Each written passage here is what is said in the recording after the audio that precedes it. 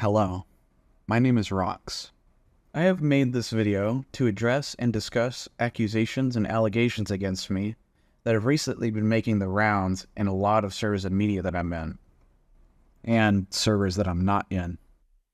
Before I continue, I must address that this video will contain a lot of NSFW content and mentions of it, just as a fair warning before we begin.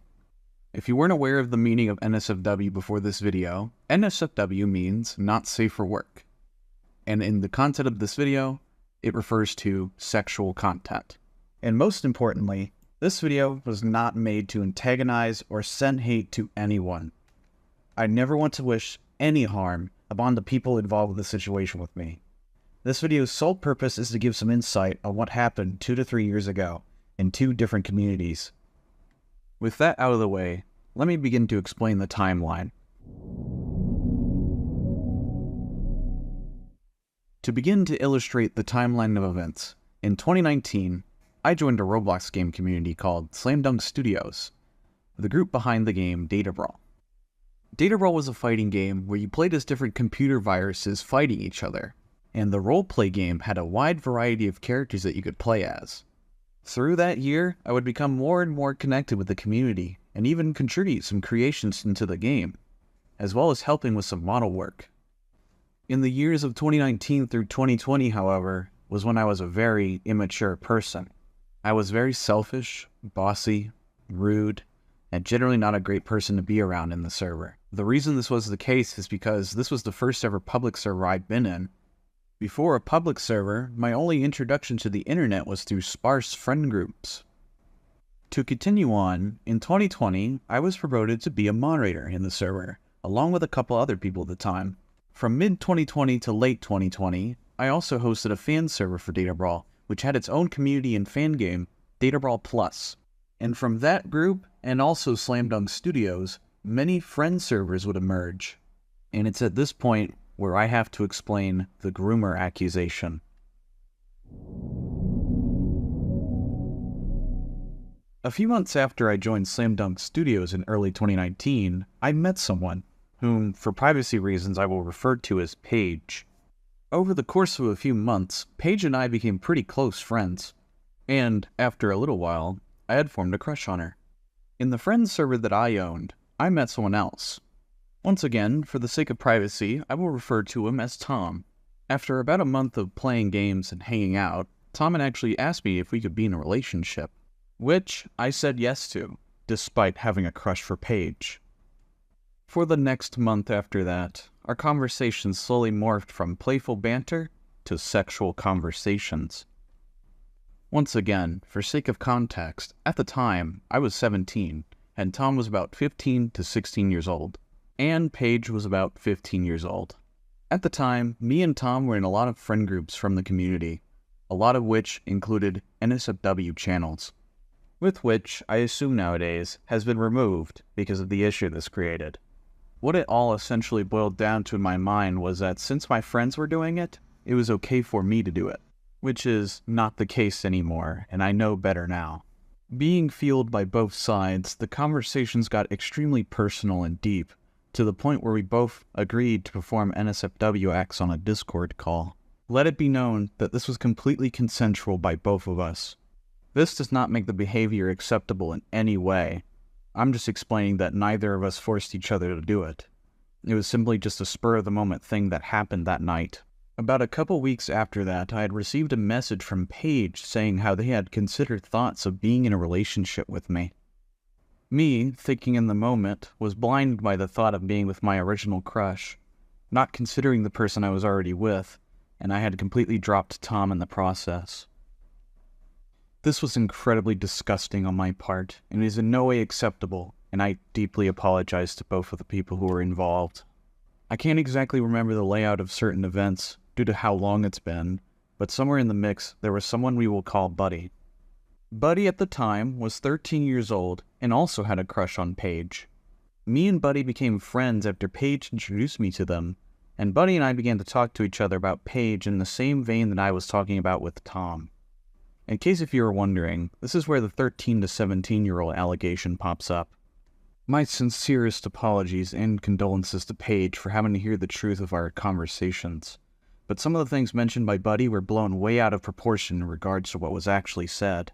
For example, Buddy had mentioned that the way I said these things made it sound like I objectified Paige, when that couldn't be further from the truth. I cared a lot about Paige and her well-being. At the time, she meant a lot to me being my friend, and back then, I showed my appreciation to them in any way I could. It's just that in that point in history, I was unaware that my behavior was unacceptable and absolutely not the way to talk about others. So while I take the blame for talking about them in the way mentioned in Buddy's post to Paige, it was not to the proportions stated. If either Paige or Buddy is watching this video, I would greatly appreciate if we were able to discuss this further and possibly make amends to the wrongdoings that I've done. Fast forwarding to the end of 2020 and the beginning of 2021, I had decided to leave the Databrawl community, both for out of guilt of what happened, and because I stopped enjoying being in the community. Shortly after that, I joined the Tower Heroes community because I loved the game and I wanted to make some contributions there, similar to the story of how I got into Databrawl. For context, Tower Heroes is a tower defense game owned by Pixelbit Studio, and this is where I discuss the accusation of NSFW art.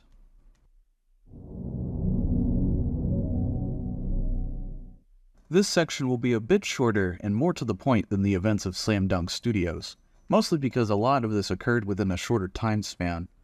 In early to mid 2021, I had become friends with a person who had recently been banned from the server, and I wanted to be their friend in a time of need.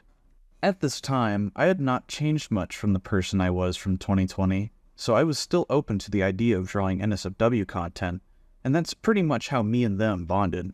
They had invited me to their friend group, which, as a whole, constantly drew and viewed pornographic and NSFW content.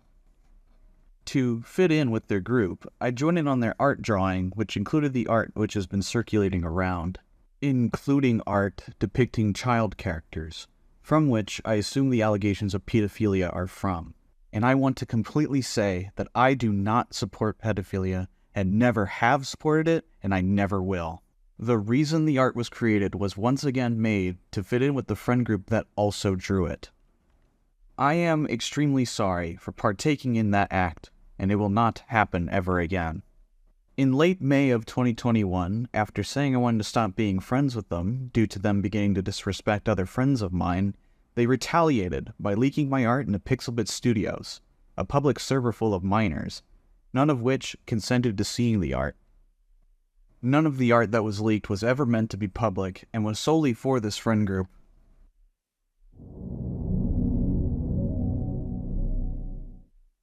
After the incident in Pixelbit Studio, I left the server, to which I was then banned from. I left most, if not all, the public servers I was in, and I unfriended a lot of people. For quite a long time, I did not speak with a lot of people asking about the situation. And for the next 2 years onward, the aforementioned friend group and others would crusade to old servers that I'd been in and spread highly misconstrued information about the situation.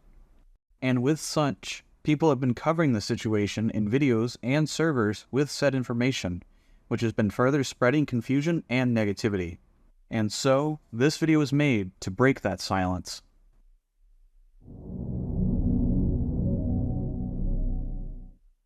My past is one of immaturity, guilt, and regret, and ever since early of last year, I've been trying my best to reach out to those involved, to apologize for things that have happened with them.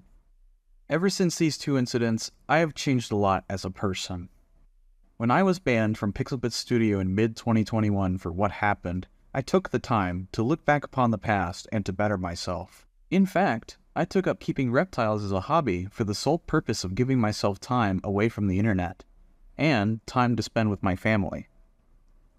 In that time, I have learned to respect boundaries and to do everything I can to treat others with respect. To really drive my point home, these accusations no longer reflect me as the individual I am now. To anybody that I've caused harm to, or wronged, I'm sincerely sorry for everything that happened 2 to 3 years ago. If anyone has any further questions, or was involved and would like to get in contact with me to discuss past things, I would be more than open to it. But I hereby ask you to not join the people spreading misinformation about the situation. It harms not only me, but my friends as well. And finally, thank you. for taking the time to listen to this video. From the bottom of my heart, I really do appreciate it.